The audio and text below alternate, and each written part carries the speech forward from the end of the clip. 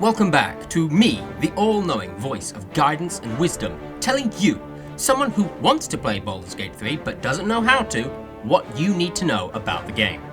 Last time I went into picking your character and race. If you don't remember, go watch it again.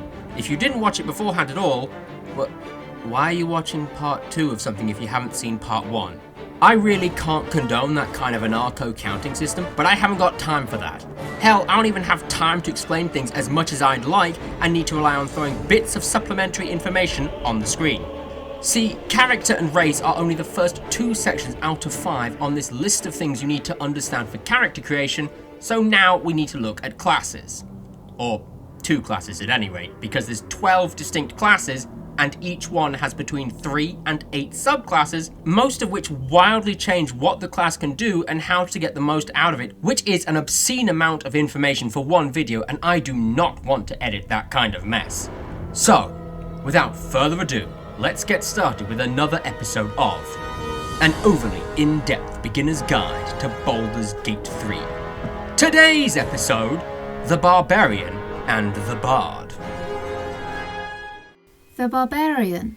This football hooligan of a class is all about hitting things and hitting them hard with whatever you have to hand, be that your axe, a beer bottle, or a handy gnome. Barbarians get a really cool class feature where if they're not wearing any armor, they get extra bonuses to their armor class based on their constitution stat, making it one of, if not their single most important stat, with only strength matching up to it, because how else are you going to beat people up when they get in between you and beating people up? They boast an impressive health pool, pairing nicely with that high constitution, and are able to use literally any weapon you put in their hands. While any class can, theoretically, use this little button here to start smashing wooden chairs on people, like it's a cage match at the WWE done by way of a Renaissance fair, the Barbarian is especially good at it due to their aforementioned high strength and the fact that they have an entire subclass that focuses on throwing whatever garbage you have to hand at the enemy, even if that garbage is another enemy. They can also wear light or medium armor, but this is a trap and you shouldn't fall for it, because if you tank your intelligence and charisma scores down to 0 and pump everything else into strength, dexterity and constitution, you become an untouchable juggernaut that armor only gets in the way of. They also get advantage to any dexterity throw to avoid traps, spells, or surface effects, such as slipping on ice or grease, which, considering how often enemies like to throw grease at you or your NPC allies insist on coating the floor in ice, it's a godsend considering how much moving around they need to do. Barbarians have the power of anger. Anger beyond the help of court-ordered anger management sessions. When using a rage charge, they become enraged and channel the energy of that one Nirvana video. While enraged, the Barbarian does extra melee damage, gains resistance to physical damage, and advantage on any strength checks or saving throws. Don't know what those last 2 mean? Don't worry, we'll get to a detailed explanation in a later video, but for now, just know, while angry, Barbarian equals extra strong. The downside to this is they can't use any spells, so you can kiss those smite abilities Carla gets goodbye once she starts roiding out. The rage effect lasts for 10 turns, which is enough for almost any fight, unless of course it's prematurely ended via enemy calming or sleep spells, not taking damage nor trying to attack an enemy every turn, or by pushing this little button here. They also get a funky reaction called Reckless Attack, where if they miss a hit on an enemy, they can declare it a Reckless Attack and re-roll the attack.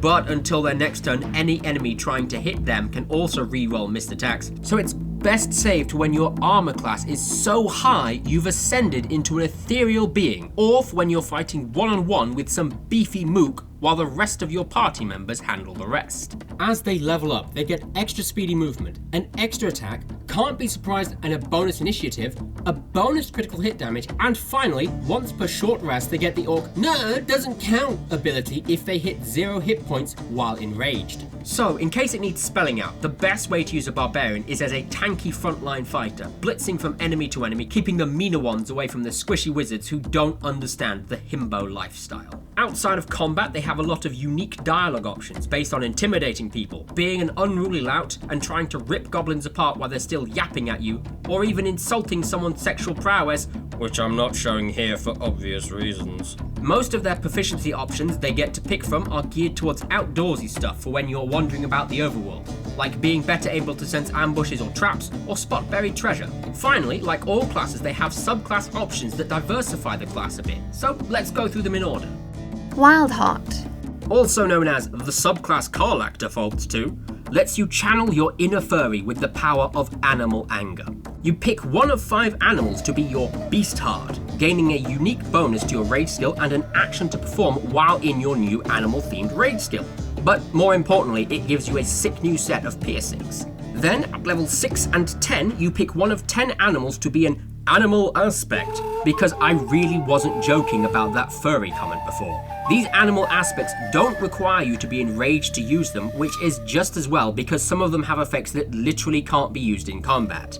These animal aspects range from versatile all-round abilities that are useful no matter your playstyle, to if you picked a specific beast heart, this turns you into the Horseman of War, or requires a specific playstyle to make the most of, but ultimately very satisfying to use, and one even gets the honor of being classed as, I have never gotten an enemy to trigger 2 of the conditions to activate this effect for testing purposes, so I don't know if this removes those debuffs or if it just straight up does not work for half of its effects. Finally, at level 8 you get a permanent buff that means terrain doesn't slow you down at all, making floor hazards even less of a danger as you run up to punt that goblin off a cliff.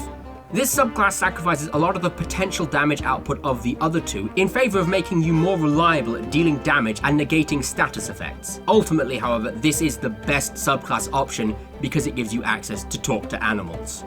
Berserker. This subclass is all about making the best of launching gnomes as improvised weapons or attacking again every turn. They have a unique throwing skill, which instead of being a full action, is instead a bonus action, allowing them to launch multiple enemies into pits or each other, or just cluster them up for the wizard to do 6d6 fire damage in a 6-foot radius. The Frenzied Strike skill that lets them attack again as a bonus action comes with a pretty big drawback. Each time you use it, you gain a stack that incurs a -1 chance to hit until you drop out of your rage. This makes the skill best used on enemies that you're very likely to hit from the start, because even with reckless attack, a 30% chance to hit with advantage still isn't good odds.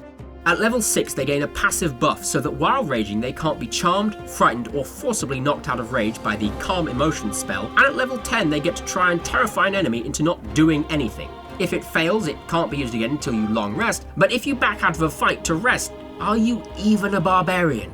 The biggest and most important change, however, is that your rage skill is now called Frenzy. Wild magic.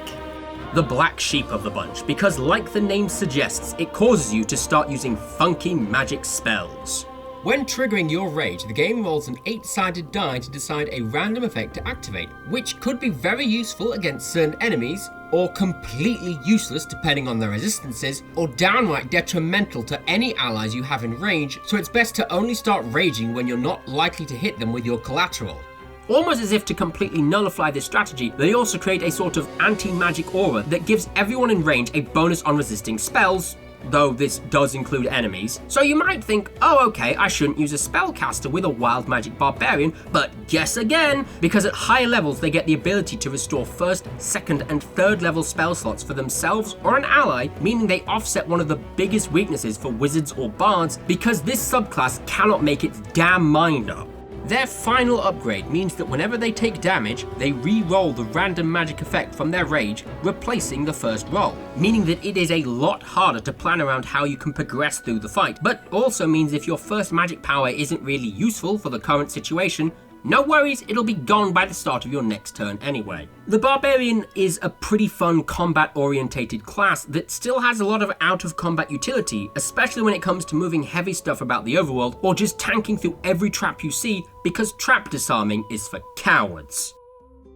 The Bard. The designated slut class according to D&D players everywhere. The Bard is the go-to for a party face, the one who handles the conversations with NPCs and gets them to do what you want them to do. This is the only class that starts out with the ability to play an instrument without it sounding like my cat's having a bath, letting you and your friends make a 4-man band travelling around Faerun. Charisma is the single most important skill for a Bard, affecting their ability to seduce, manipulate or charm NPCs, get better prices, and just be an all-around attention whore. Unlike any other class, Bards aren't given a choice from a short list of proficiencies. Instead, they are able to pick any 3 they like from the entire list, so you could be super good at reading people and knowing when they're lying, like some form of insane bombastic Miss Marple, Or you could make yourself into a Dragon Age bard who is a spy in everything but name. Bards can, in short, be great at whatever niche you want to be, which is great for being able to make any party well-rounded. Dialogue choices for bards tend to be geared towards being a showman, a drama queen, or like you're trying to chronicle the next Beowulf. Handily, through all their storytelling skills, they can create an additional short rest, which is very useful for a whole list of classes. Charisma is also their casting skill, affecting how accurate and damaging their spells are.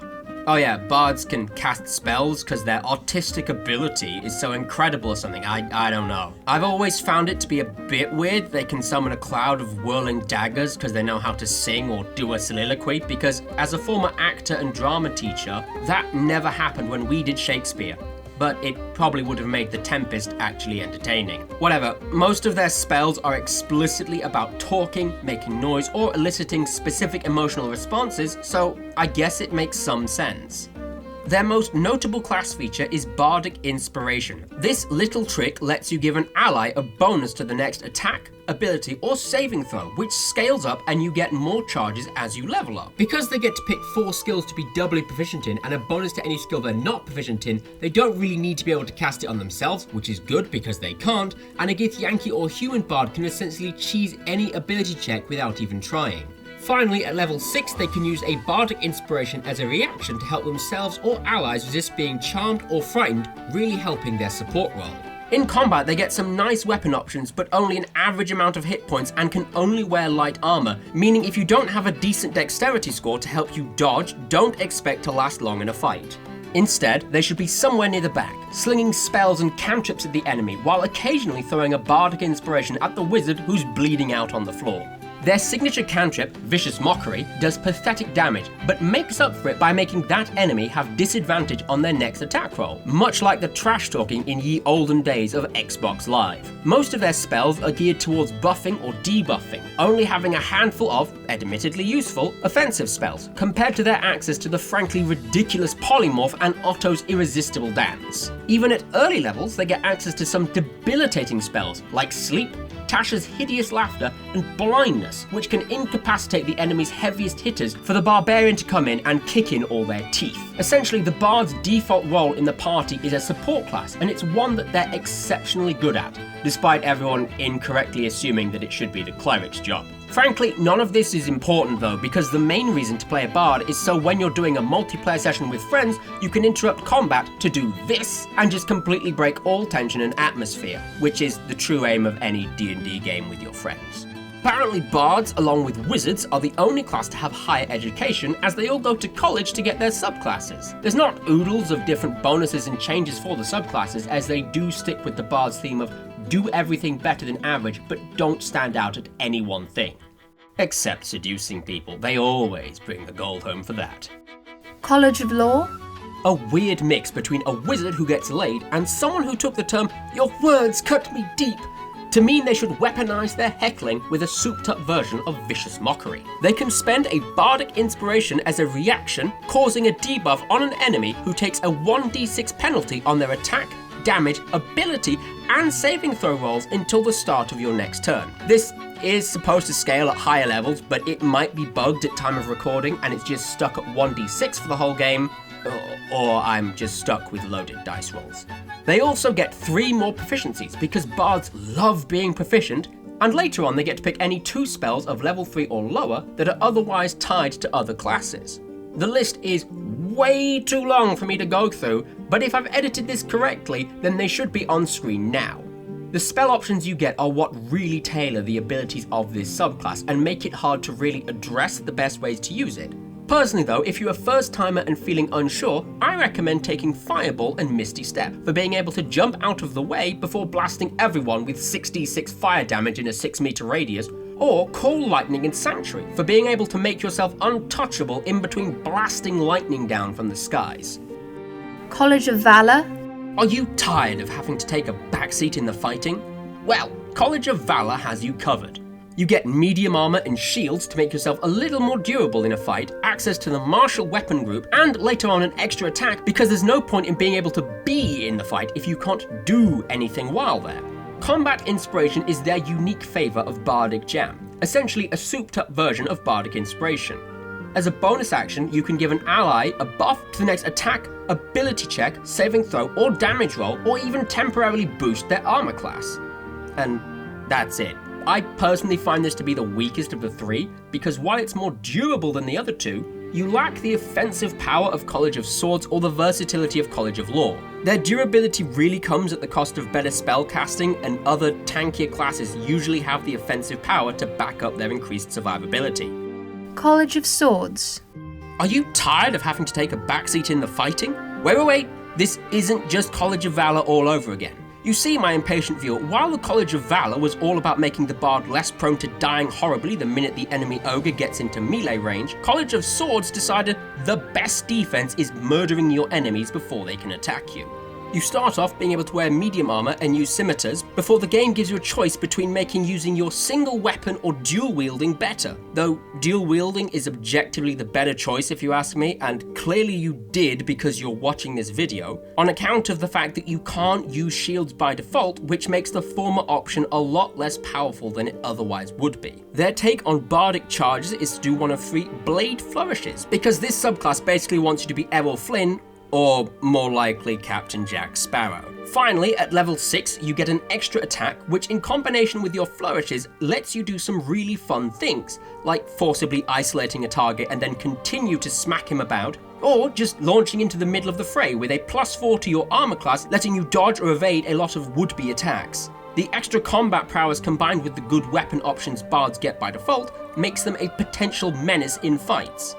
Personally, I do find that bards, while still functionally the same in combat, suffer a lot because of their aforementioned reputation as the slut class by D&D players in general. According to my friend group, the whole reason to play a bard in your first few games of D&D is to try and seduce everything that moves like you're doing your best Jaskier impression, but the opportunities to bed people in Baldur's Gate 3 are comparatively limited. Even if they weren't, it's just not the same if you're not making one of your close friends try to wiggle out of going into any detail about what your twink tiefling is having done to them by the burly half-orc innkeeper, because you didn't want to spend a single gold for a bed when you figured you could just sleep in theirs. So that's it for today. But don't feel like you need to pick one of these 2 classes, because we've got, I don't know, 5, maybe 6? 5 or 6 more of these class explanation videos to go through.